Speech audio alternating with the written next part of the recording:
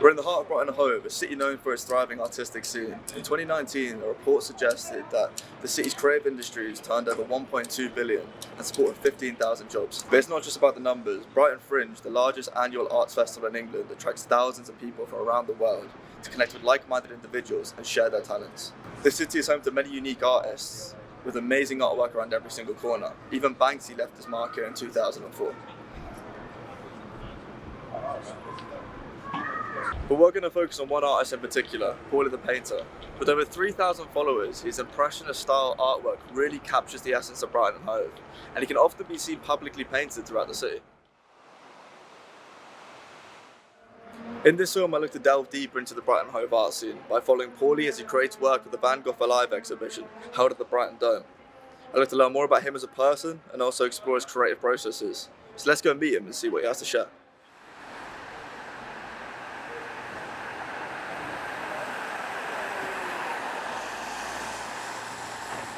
Good morning, Ryan. I reckon this could be a great opportunity to produce a piece of artwork between the two of us that tracks the course of me painting and hopefully produce something that's going to inspire people. Pauly, I think that's an absolutely brilliant idea. I really feel like this documentary we can use to inspire people to become more and more creative, and I can't wait to get started. That's amazing.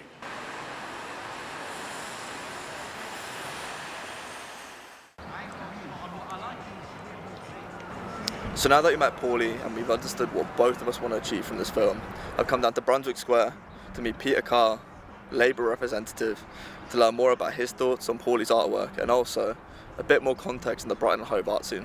Yeah, well, Pauly is just part of our community here. Quite often I think we associate painters for being, shut away in their studios. The amazing thing about Pauly is he's always out and about. He's always just in public places, so he's brought art right out into the public. So I think I've always felt connected to him because of that, because he's just so connected to the community that I represent here and are part of. And as a representative of Hove, how do you feel like the Brighton Hove art scene is unique? And also, what role does it play in the cultural identity of the city? I think we have quite a unique artistic landscape here because we have performing artists. We've got some really famous performing artists who have chosen to live here currently and in the past. We also have people like Pauly who are painters.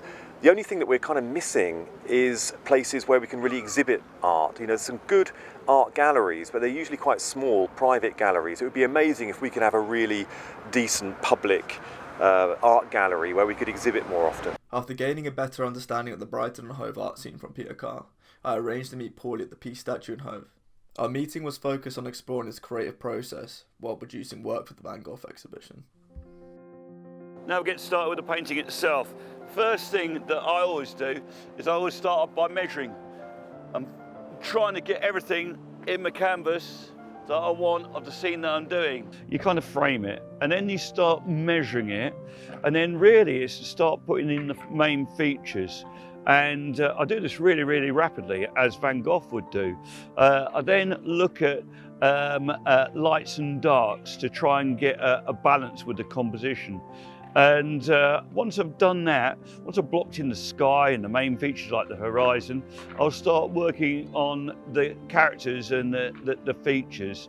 And then obviously what will also be happening at the same time is me looking at the narrative, the story within the painting. And in this case, what I'm doing is I'm pretending that me and Van Gogh are producing artworks together and are finishing a series of paintings as him and Gauguin would have done in their time. And that's really all there is to it there.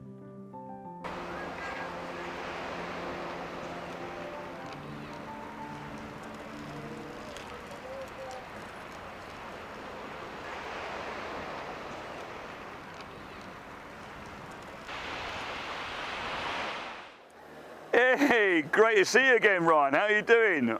I've been great, thanks. So look, recently I've been thinking we've learned a lot about your processes and the techniques used to create your art. However, today I wanted to learn a bit more about yourself and what motivates you to create art.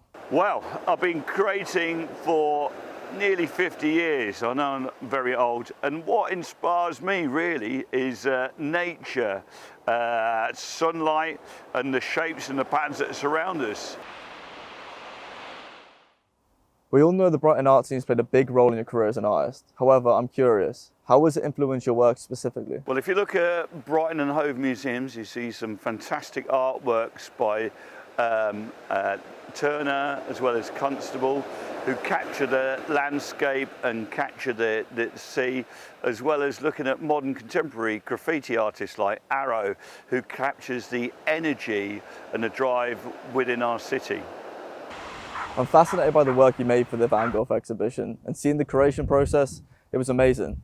However, I'm curious, how come you decided to produce work for this exhibition? I was inspired by his artwork when I was 6 years old, and I saw the sunflowers in the National Gallery.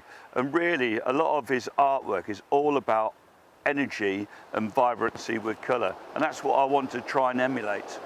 Pauly, as an accomplished artist yourself, do you have any advice for someone who wants to pursue a career in arts, or simply just become more creative? It's a great question. All creativity is great. You've got to remember that it's all about having fun. Paint the things that you like and love, and look at the work of other people and just learn and copy from them. That's what you've got to do, Ryan. After my conversation with Pauly, I headed over to the Big Beach Cafe, which is famously owned by Hove local Fatboy Slim. There I had the opportunity to speak to Jack, Pauly's son, and learn more about the artist behind the paintings. Can you describe Pauly's painting style and how does it reflect his personality? Eccentric and mad. It's always like a bit playful, a bit like his personality, really. I'd say he does quite a lot of work for the community and a lot of charity work, and he kind of reflects that in his paintings, doing a lot of references to just the community in general, whether it's to do with the football club or just people. Van Gogh Alive is an exhibition that uses technology to bring Vincent van Gogh's artwork to life. With over 8.5 million visitors in 80 cities worldwide, this world-renowned exhibition is set to arrive in Brighton and Hove. To learn more about this exhibition and what inspired the inclusion of Pauly, I had the opportunity to speak with marketing director Dan Flynn. The reason that we commissioned Pauly to do a piece was down to the fact that we wanted to create a bit of noise in Brighton through our marketing and PR campaign strategy. So basically it got to a point where we were like, wow, everybody loves this campaign idea. Everybody loves Pauly. Wouldn't it be nice to actually place this piece in the experience itself as a celebration of our connection with the local community and the local art scene, which Pauly kind of represents. If we can do anything, if we can inspire young people to engage in art, then that's kind of, brilliant for us. And and with Brighton, the type of people who we know live in the area and take pride in the area and everything, the very artistic and creative sort of scenes, who we know will attend. Hopefully they can take that away and inspire a new generation of artists. So yeah, we'll see.